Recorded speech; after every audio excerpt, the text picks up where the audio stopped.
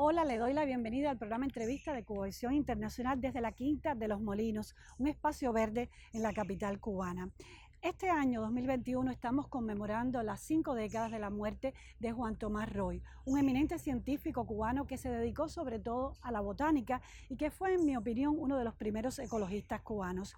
También este año, hace apenas muy poco tiempo, y con motivo del Día Mundial del Medio Ambiente en junio, mucha ciudadanía de la capital cubana se movilizó a sembrar árboles. Y esto como resultado de una larga polémica que ocupó las redes sociales, pero también la vida real, en torno a cuestionamientos sobre la tala y la poda indiscriminada de árboles en la capital. Y también un poco antes, entre abril y mayo, ocurrió un gran incendio en la zona oriental de Cuba que se prolongó por casi un mes y abarcó 1.900 hectáreas del Parque Nacional Alejandro de Humboldt. Estos tres motivos me han motivado a invitar, y valga la redundancia, al programa entrevista de hoy a Alejandro Palmarola, un botánico cubano y además ecologista. Así que la invitación está hecha, acompáñeme.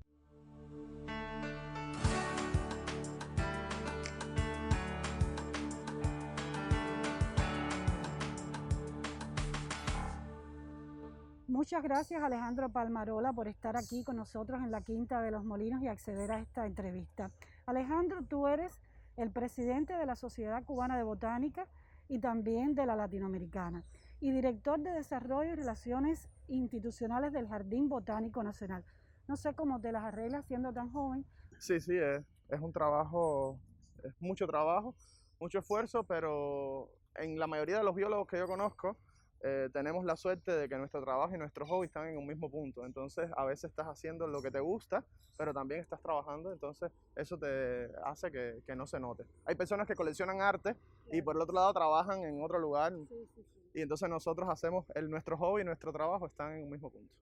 En una entrevista que ofreciste a la revista Juventud Técnica en el año 2016, dijiste que siempre habías tenido muy claro que querías ser biólogo, sin embargo, eres botánico. Y por otro lado, estudiaste en la Universidad Lomonosov de Moscú. Cuéntanos qué pasó ahí. ¿Cómo has podido, además, traspolar a Cuba lo que aprendiste en el nivel superior en Rusia? Bueno, realmente estudié en Rusia por pura casualidad. Mi padre trabajaba en la embajada allá y estuve con él acompañándolo y por eso estudié biología en la Universidad de Lomonosov, como dice. Fue diferente, es decir, estudiamos otra flora, otra fauna, pero el conocimiento de la ciencia, el interés hacia la ciencia, la forma de investigación, eso es lo más importante. Luego ya uno puede cambiar de ámbito y puede comenzar de nuevo y empezar a estudiarte exactamente las especies que hay en los lugares. Eso fue mi cambio, llegué aquí, empecé a trabajar desde que llegué en el Jardín Botánico Nacional y con la Universidad de La Habana ahí estudié la maestría en botánica y ahí, bueno, aprendí de la flora de Cuba desde cero. Realmente en Rusia había estudiado flora tropical, pero ahí ya un poco más empecé a estudiar la flora de mi país. Alejandro, al inicio del programa, en la presentación del programa, yo mencionaba a Juan Tomás Roy, que para mí ha sido una inspiración, pues ambos somos del mismo pueblo, Santiago de las Vegas. ¿Cuáles han sido tus referentes fundamentales, tanto a nivel de científicos y pensadores, como también a nivel de ideas, en esta manera de pensar y de concebir que has tenido de la ciencia, de la botánica y, por supuesto, de la lucha a favor de la ecología y del medio ambiente? Bueno, siempre ha sido un referente para mí Eusebio Leal, más allá de que no es biólogo y que no era un investigador de la botánica o algo así, siempre fue una persona con mucho empeño, es decir, vamos a decir, leal a los problemas de la gente. Y yo creo que eso me ha impactado siempre, es decir, yo siempre he dicho que yo he sido uno de los leales a Leal que ha tratado de conectar con los problemas de la gente y ver cómo podemos desde la biología conectar con esos problemas ambientales y darle opciones a las personas para que puedan solucionarlos. Y por el otro lado, Johannes Wiese, el alemán que fundó, profesor alemán que llegó de la Universidad de Jena y que fundó el Jardín Botánico Nacional, fue una persona que se empeñó no solo en aprender el español, cosa que me pasó a mí también porque estudié en biología en ruso, entonces muchos de los términos yo los había estudiado solamente en ruso, no sabía cómo se decía en español y tuve que empezar de cero en ese sentido. Y también en formar personas. Vice se empeñó en formar la Escuela Cubana de Botánica y todos los botánicos que hoy trabajamos esta ciencia en el país, hemos tenido como referente la formación que él dio y el empeño en formar nuevas generaciones de botánicos, de ecologistas, de personas que conserven la biodiversidad en Cuba. Cuba ocupa el cuarto lugar a nivel mundial entre las islas con mayor diversidad vegetal y también es una de las islas con mayor endemismo. Desde que te graduaste te has interesado en la conservación y has trabajado en ese sentido. Uno de los hitos de tu carrera en los últimos años fue el libro Las 50 plantas más amenazadas de Cuba. Fuiste uno de los autores como parte de un colectivo. ¿Cómo llegaron a ese resultado? ¿Por qué necesitaron hacer esa investigación? Y de entonces acá, ¿en qué medida esas han dejado de ser las plantas más amenazadas o no? Háblame un poquito de los avances, de los resultados de esa investigación.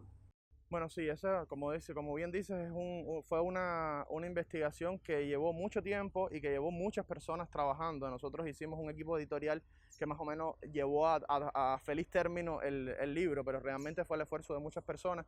Y la idea del libro era sacar 50 plantas que fueran las más amenazadas, pero también parte de las más carismáticas, plantas que permitieran levantar fondos, que es como se llama, es decir, atraer a las personas, generar proyectos de conservación, que permitiera conservar muchas otras. Entonces habían plantas que representaban varias zonas del país, habían plantas que representaban diferentes grupos de plantas, porque si solamente hablamos, por ejemplo, de las orquídeas, hay más de 50 que están amenazadas. Entonces era escogiendo una, de cada grupo, y que un poco representara los problemas de conservación que teníamos en el país. Ese libro tiene total vigencia, pero la vida ha cambiado y ese libro permitió que se vieran plantas. Por ejemplo, hay plantas como la Begonia cowelli, que en Granma estaba declarada como posiblemente extinta.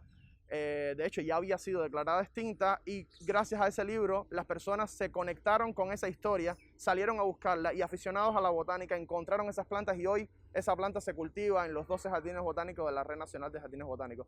Entonces, ese es un pequeño ejemplo de las cosas que pasaron con esas 50 especies. Hicimos un recuento hace poco y más de la mitad de esas especies han mejorado su estado de conservación a partir de proyectos que surgen con ese libro. Entonces, realmente la idea de establecer especies banderas para conectar a las personas con la conservación y con acciones concretas de conservación que mejoran las especies fue un hecho real y que logramos cumplir con este libro. Alejandro, supongo que alguna de esas 50 plantas más amenazadas esté aquí en la Quinta de los Molinos, donde estamos hoy conversando tú y yo. Sí, este fue el primer enclave, el segundo enclave del primer jardín botánico de La Habana, y realmente tienen una muy buena colección de plantas amenazadas acá. Pero por ejemplo tienen la Microcicas calocoma, que es la palmacorcho conocida y es símbolo de la conservación de la flora de Cuba. Desde que se comenzaron las acciones de conservación fue una de las primeras plantas a las que se promocionó mucho su conservación. Alejandro, ¿qué cosa es Iniciativa Planta? Háblame de ese proyecto en el que también estás involucrado y del cual eres también líder. Bueno, la Iniciativa Planta fue algo que surgió desde una comunidad, vamos a decir, de jóvenes que tenían deseos de hacer la conservación, pero hacer de una forma diferente. Nosotros notábamos que estábamos haciendo una y otra vez acciones, tratando de encontrar resultados diferentes, pero siempre hacíamos como las mismas cosas. Entonces, con la idea esta de buscar algo creativo, algo diferente, de hacer algo, vamos a decir, una visión más joven de la conservación de la biodiversidad, se creó dentro de la Sociedad Cubana de Botánica la sección de conservación, y ahí empezamos entre todos los jóvenes a hacer tormentas de ideas, de buscar cosas diferentes que hacer. Ahí surge una iniciativa que tenía como objetivos, o tiene como objetivos, la educación de la población, sobre todo tratar de que los cubanos nos sintamos orgullosos de nuestra flora, eso que tú decías, de que somos una isla con la mayor diversidad de plantas, una de las islas con mayor diversidad de plantas por kilómetro cuadrado, o mayor cantidad de plantas, que tenemos mucho endemismo. Entonces, que los cubanos nos sintiéramos orgullosos, y para eso hacer acciones de educación diferentes, darle posibilidades a las personas de hacer acciones concretas para conservar las plantas. Entonces buscar esas maneras en que en cada planta era una historia diferente, y cómo construir historias creativas para que las personas pudieran accionar, y que no solamente vinieran los centros de investigación desde un centro nacional a hacer algo de conservación, sino cómo generar acciones de conservación desde la comunidad. También encontrar equipos multidisciplinarios. Yo creo que la conservación, y creíamos todos en ese momento que la conservación merece mucho de acciones de conservación vamos a decir, desde las ciencias sociales, hacer estudios sociales que se conecten con la biología. Y la biología le faltaba mucho de tener cosas de ciencias sociales, métodos, maneras de hacer, maneras de investigar. Y eso también Planta lo intentaba conectar. Llevamos ya casi 10 años haciendo conservación diferente, Y yo creo que eso se ha irradiado hacia otros proyectos y esa es la alegría que nos da, ¿no? De que se está haciendo conservación diferente en Cuba. Vamos a decir conservación como se hace en el mundo actualmente. Gracias, Alejandro. Ahora a una pausa, estamos en la Quinta de los Molinos conversando con el botánico y conservacionista cubano Alejandro Palmarola. Enseguida volvemos.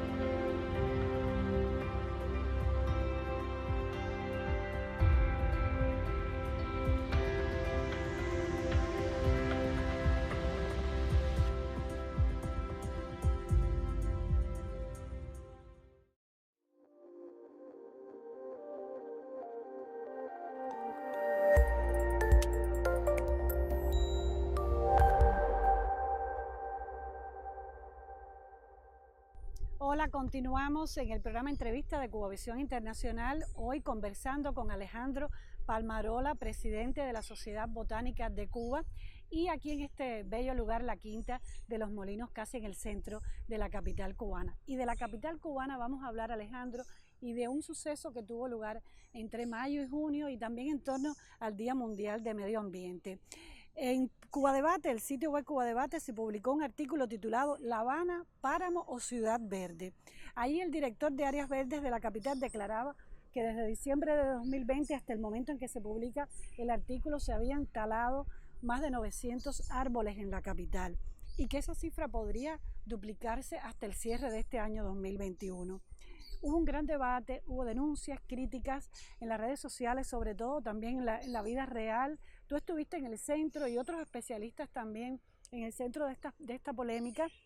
¿Realmente fue tan grave la situación, lo que pasó? Y en qué medida el resultado también fue positivo, porque el Día Mundial de Medio Ambiente se movilizó mucha gente en la capital a sembrar árboles en todos los municipios de nuestra ciudad. Mira, realmente el estado del arbolado de la capital es crítico. Eso muchos especialistas ya lo han hecho notar. Tenemos un arbolado envejecido, un arbolado que por muchos años no se le ha dado el mantenimiento requerido y por tanto son especies que, vamos a decir, se han escapado de su tamaño adecuado para estar en una ciudad. Tampoco hay mucha reposición, es decir, no tenemos prácticamente instituciones que siembren arbolado adecuado, bien pensado, que diseñen espacios de arbolado dentro de la ciudad y los ejecuten. Por lo tanto, la situación realmente es difícil. Esos 900 árboles del cual hablaba Alexander Zorrilla, director de Áreas Verdes, en ese artículo, son árboles que tenían conflictos con redes técnicas, conflictos con la ciudadanía, conflictos con infraestructura, que estaban envejecidos esos planteamientos de la población durante muchos años y que no se ejecutaban esas talas que estaban ya autorizadas por el Servicio Estatal Forestal en su gran mayoría.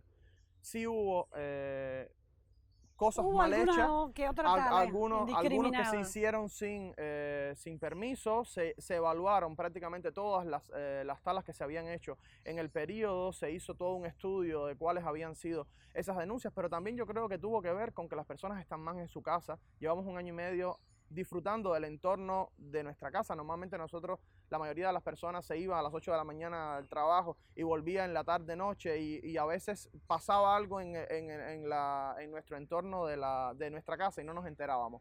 Hoy estamos más conectados con ese verde de nuestra capital, estamos conectados más con nuestro barrio. Y con otras sensibilidades también, quizás. Claro, exacto, y nos conectamos más.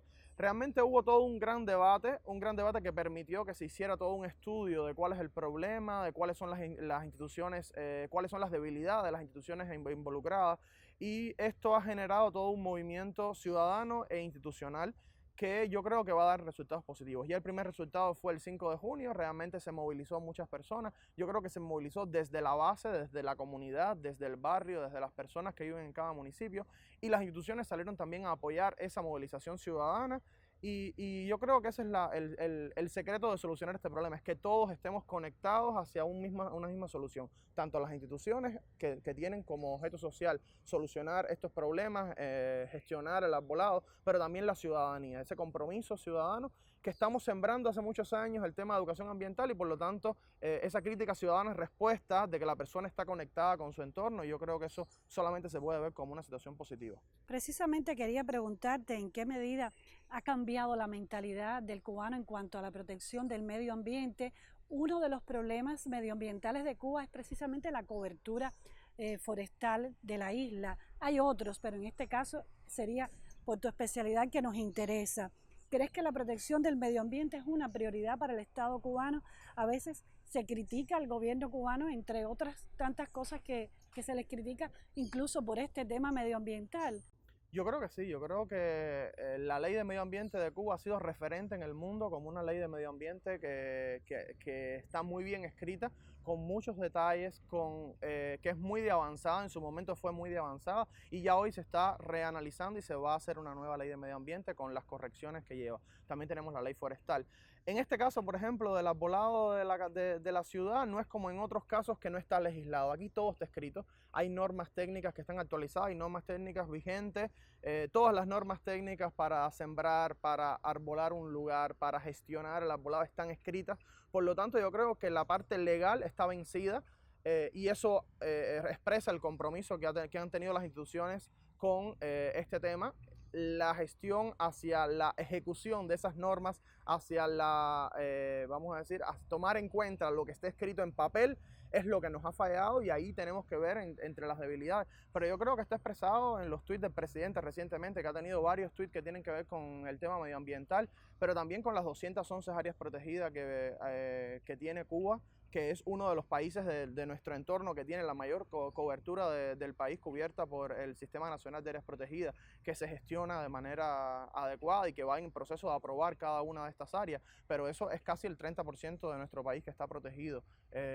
Y entonces yo creo que sí, tenemos detalles, tenemos debilidades, pero yo creo que el mundo entero se ha conectado mucho más con el tema medioambiental, y Cuba es un ejemplo de eso también. Las personas están conectadas con el medio ambiente, con proyectos comunitarios, con acciones locales hacia tu entorno, hacia tu casa. Y yo creo que bajar el tema de cambio climático, medio ambiente, que nos parecía algo de allá del Polo Norte, los osos polares, llevarlo a nuestro entorno, es lo más importante que tienen por delante las instituciones, para que las personas sepan qué tengo que hacer yo en mi entorno de mi casa para poder aportar a la conservación de la biodiversidad. Alejandro, como presidente de la Asociación Latinoamericana de Botánica, ¿qué visión tienes tú de esta gran polémica de las últimas décadas, pero sobre todo de los últimos años en nuestra región?